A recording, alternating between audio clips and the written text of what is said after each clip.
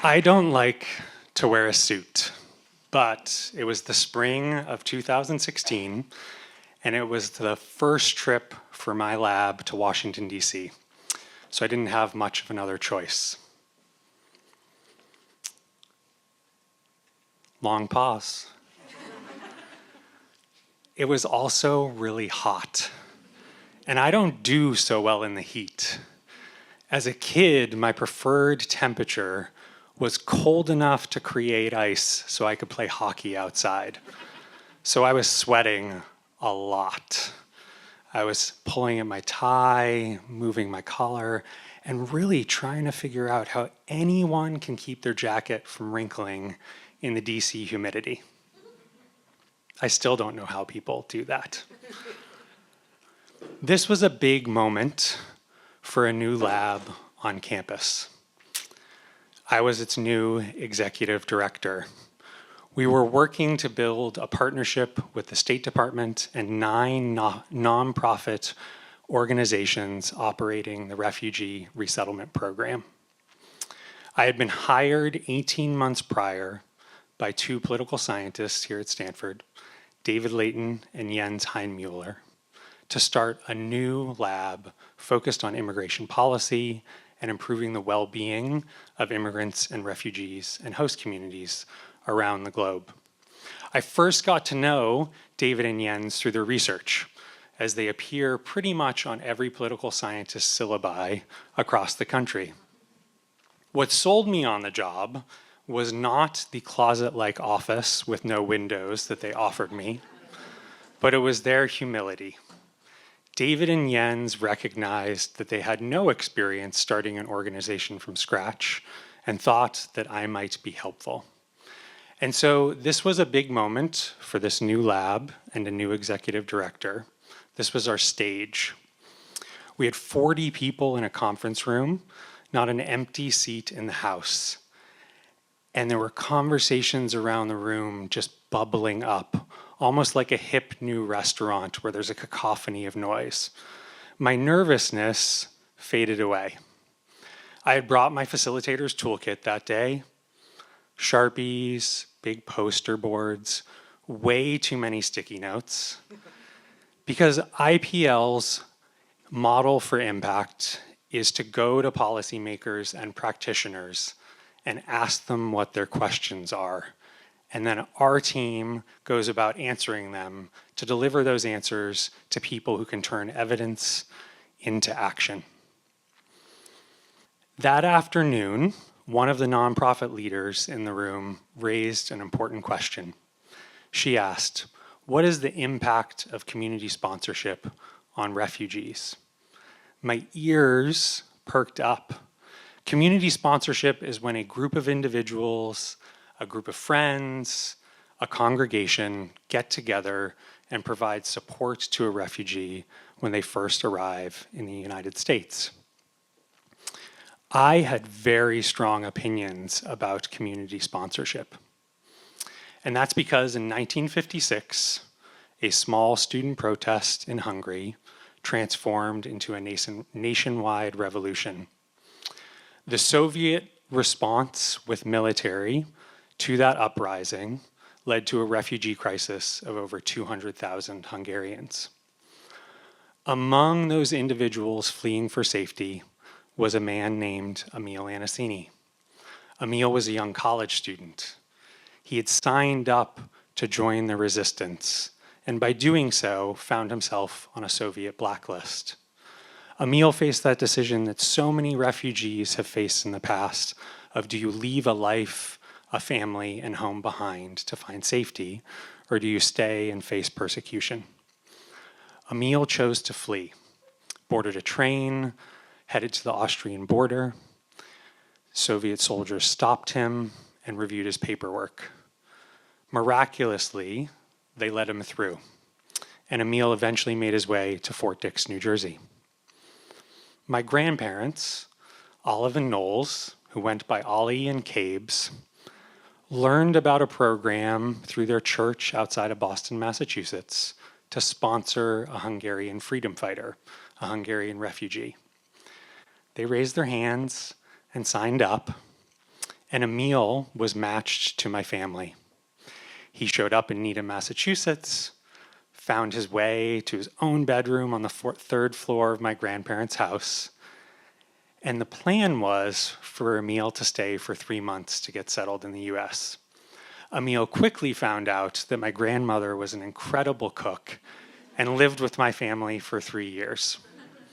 Emil became another son to my grandparents, a brother to my father, a member of our family.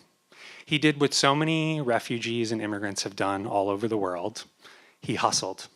He worked at an underwear factory, he was an orderly at a hospital, and he pursued his passion, music. Emil went on to get his degree, become a music teacher. He met a wonderful woman named Adele who loved his Hungarian accent. And they had 2 children, Victor and Phil, who I know as my uncles. When Vic and Phil would come to my house as a kid, it was better than Christmas. I would get so excited to have these 6-foot gregarious guys who could make my sister and I laugh endlessly show up that I would almost throw up. And then I got to reprise the role of uncle and cousin to Victor and Phil's kids. And I saw them grow up into these amazing adults, doing everything from teaching and nursing to researching new cancer drugs and even making delicious pastries.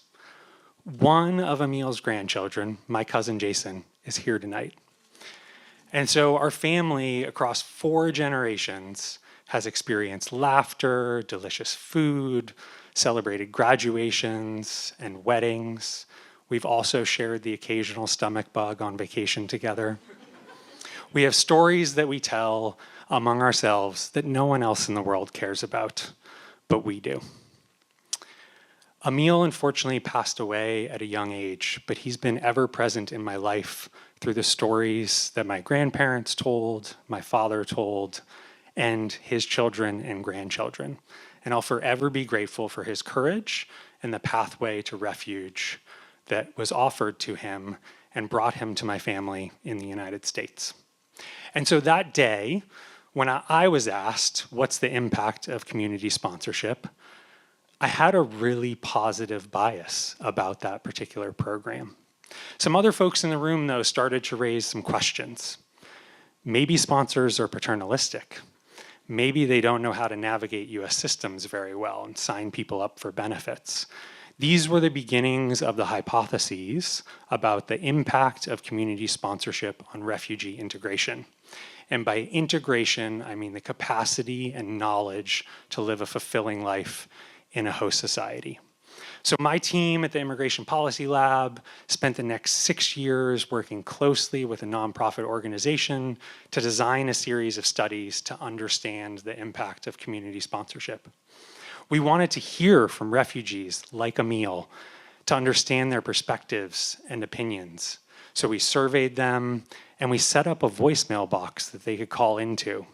So refugees, some of them home alone, kids at school, spouse at work, would call in and tell us about their fears and their loneliness, as well as their hopes and aspirations.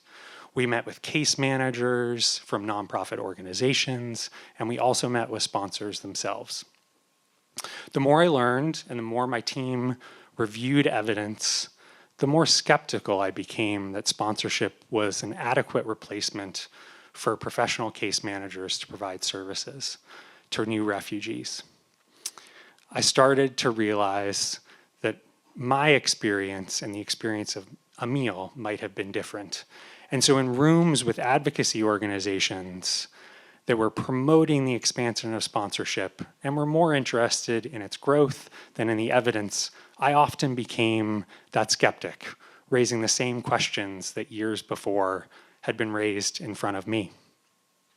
I think social scientists can do some of their best work when they're answering questions on topics that they're passionate about and that they bring an enormous amount of personal experience to. But that also means we have to be cautious of our own personal bias. And I'm grateful to my team at the Immigration Policy Lab.